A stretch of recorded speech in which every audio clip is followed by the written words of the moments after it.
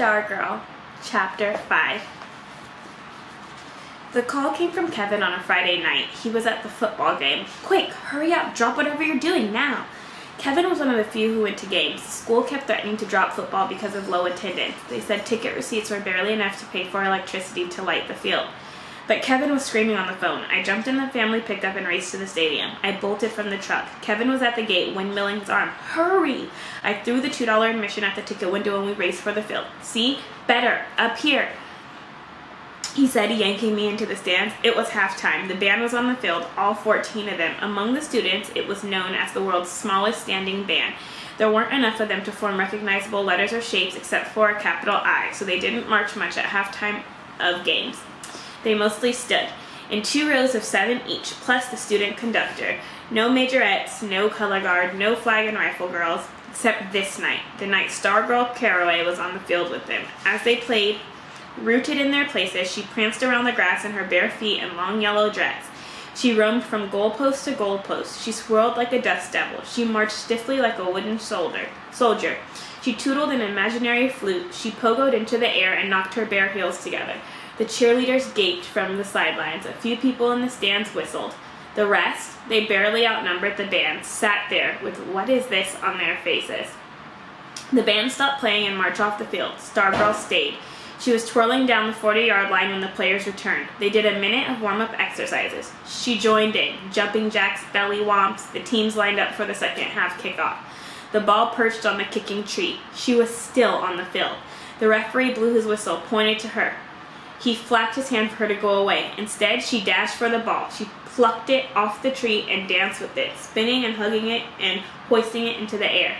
The players looked at their coaches. The coaches looked at the officials. The officials blew their whistles and began converging on her.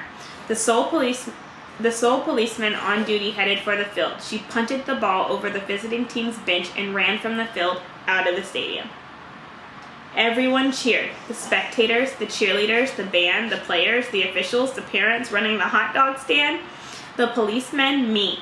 We whistled and stomped our feet on the aluminum bleachers. The cheerleaders stared up in delighted surprise. For the first time, they were hearing something come back from the stands.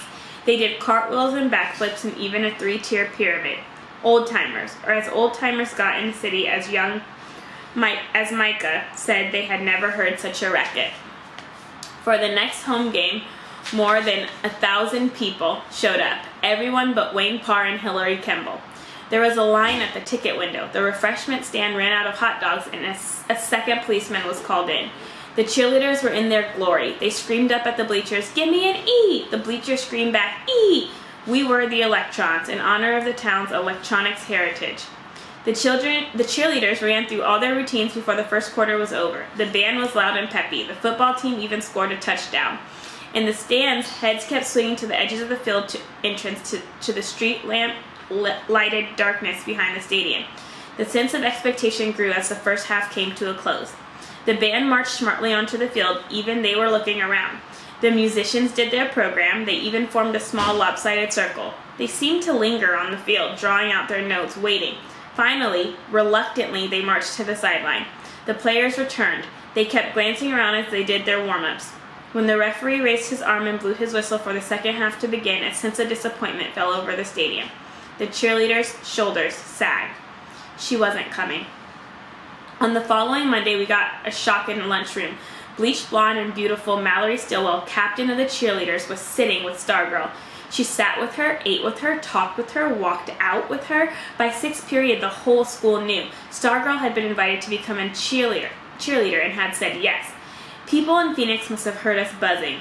Would she wear the usual skirt and sweater like everyone else? Would she do the usual cheers? Did all the cheerleaders want this, or was it just the captain's idea? Were they jealous? Cheerleading practice drew a crowd. At least 100 of us stood by the parking lot that day watching her learn the cheers, watching her jump around in her long pioneer dress. She spent 2 weeks practicing. Halfway through the second week, she wore her uniform. Green trimmed white V-neck cotton sweater, short green and white pleated skirt. She looked just like the rest of them. Still, to us, she was not truly a cheerleader, but Stargirl dressed like one. She continued to strum her ukulele and sing happy birthday to people. She still wore long skirts on non-game days and made a home of her school desk. When Halloween arrived, everyone in her homeroom found a candy pumpkin on his or her desk. No one had to ask who did it. By then, most of us had decided that we liked having her around. We found ourselves looking forward to coming to school, to seeing what bizarre antics she'd be up to. She gave us something to talk about. She was entertaining. At the same time, we held back, because she was different. Different. We had no one to compare her to, no one to measure her against. She was unknown territory. Unsafe. We were afraid to get too close. Also, I think we were all waiting to see the outcome of an event that loomed larger and larger with every passing day. The next birthday coming up was Hillary Kimball's. Wow, it looks like Stargirl has had such a positive influence on the school and really gave it some liveliness with her interruption of the football game, right? It looks like the people in the town of Micah really hadn't had much excitement until Stargirl's arrival. I wonder how she's going to continue to mix things up. Stay tuned for Chapter 6.